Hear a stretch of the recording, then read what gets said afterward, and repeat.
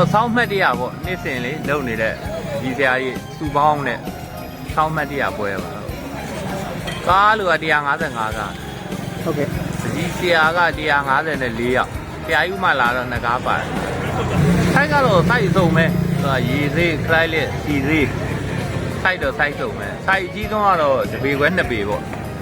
ကြာကန်းနဲ့မဆန်းပါသေးလို့လေဟုတ်ကျွန်တော်ဒီ20ရက်ကနေ24ရက်နေ့ထိ9ရက်တိုင်တိုင်ကြာတာပါ